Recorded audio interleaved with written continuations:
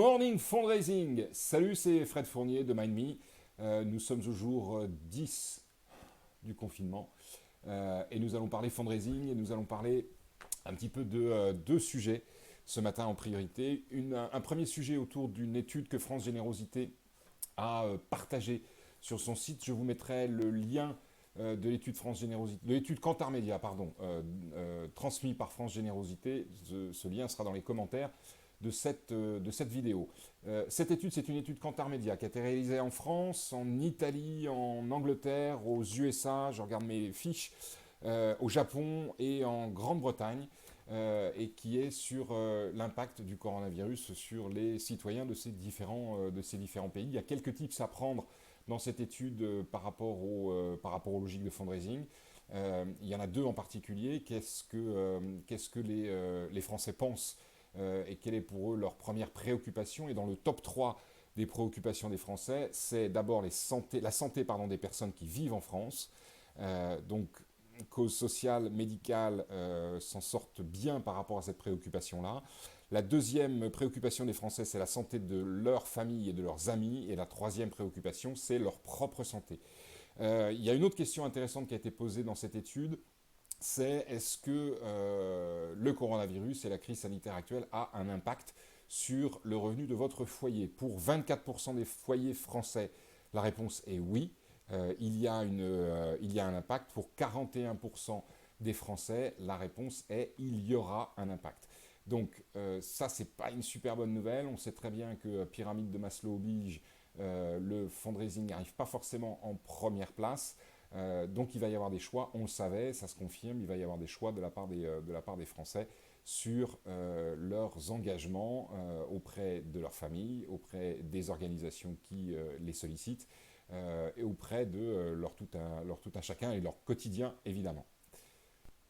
Deuxième sujet dont je voulais vous parler ce matin, on parle beaucoup de digital évidemment, dans cette période de communication complexe avec vos cibles, vos supporters, vos soutiens, vos donateurs. Et dans le digital, il y a un outil, comme vous le savez tous, qui est indispensable en ce moment, c'est l'email. Néanmoins, il faudra peut-être, et ce que je souhaitais faire ce matin, c'est rappeler brièvement quelques règles, 7 règles de l'emailing et des emailing efficaces. Le premier, c'est l'objet. La première règle, c'est l'objet. Faites hyper attention à l'objet. L'objet de votre email doit être court, doit être concis. Potentiellement, faites-le interrogatif. C'est des tests que nous avons menés et qui permettent d'ouvrir, ou en tout cas d'avoir des taux d'ouverture qui sont plus importants. Donc l'objet, super, super important. C'est ce qui va déclencher principalement l'ouverture. Ne vous plantez pas sur l'objet, passez-y plus de temps que nécessaire. Deuxièmement, le texte. Attention, des études ont montré que un individu lambda était capable de déchiffrer et de juger l'intérêt d'un email en 50 millisecondes. 50 millisecondes, c'est moins d'une seconde pour arriver à juger l'intérêt d'un email et arriver à juger si l'email correspond à ce qu'il attend ou l'intéresse ou pas. Donc vous imaginez bien que ça signifie d'être, comme j'essaye de le faire, Monsieur Claude Pouvreau, dans ses vidéos, d'être le plus concis possible dans le texte que vous allez mettre en place sur votre email. Troisième point, essayez de raconter dans un paragraphe, et pas plus, une histoire, un élément qui va donner un petit peu corps à soit votre appel à dons, soit la spécificité de l'email pour lequel vous envoyez cet email. Donc un paragraphe dans lequel vous essayez de raconter l'histoire, soit d'un bénéficiaire, soit de quelqu'un de chez vous, bref, d'avoir un petit peu de storytelling. Un seul call to action, il a été démontré que dès qu'on avait plusieurs call to action, et ben, ça partait dans tous les sens et que les taux de clics étaient du coup nettement moins bons.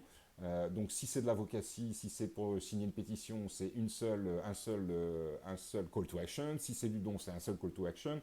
Et un petit tip à ce niveau-là, sachez que lorsque vous proposez le fait de ne pas forcément vous engager maintenant, et quand vous dites à vos cibles, vous pouvez faire un don ou le faire plus tard, ou y réfléchir, etc. Bref, quand vous donnez le choix de ne pas faire le don, vous doublez quasiment les chances que la personne qui lit cet email fasse son don.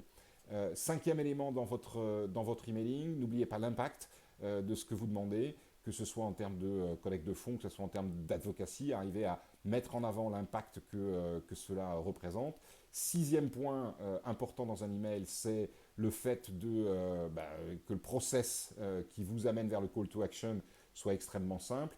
Quand on parle de dons, évidemment, des plateformes comme Eraser ou des plateformes comme celle de GiveExpert sont extrêmement importantes parce que ça facilite le processus. Quelqu'un qui va avoir besoin de faire 12 clics pour arriver à vous faire un don quand il a décidé de le faire, vous imaginez bien qu'il n'ira pas plus loin. Donc, ayez des outils professionnels derrière pour assurer, en termes de collecte de fonds, le process de don. Dernier élément de votre emailing, extrêmement important que certains oublient parfois, c'est de vérifier évidemment les KPI de cet emailing, que ce soit en termes de taux d'ouverture, que ce soit en termes de taux de clic, que ce soit en termes de partage, le cas échéant, etc., etc. Ce sont des choses que vous devez vérifier d'un email à un autre et ou d'une année ou d'un mois à un autre pour arriver à voir si votre base est toujours aussi performante, si votre email a été performant, s'il a été bien reçu, s'il a été lu ou pas. Cliquez dans les différents éléments que vous aurez mis avec des URL derrière de retour vers module de don ou autre au sein de votre site. Bref, traquer, c'est le conseil du jour. J'en reparlerai demain ou la semaine prochaine des KPI et des métriques qu'il est important de traquer en ce moment sur vos sites internet ou sur vos réseaux sociaux. Pour ce jour 10 du confinement, j'arrête là. Comme je disais dans un précédent post, on lâche rien chez Manmi, on est présent, on est là et j'essaye de continuer à vous divertir, vous donner quelques conseils tous les jours autour de ce Good Morning Fundraising. Allez, ciao.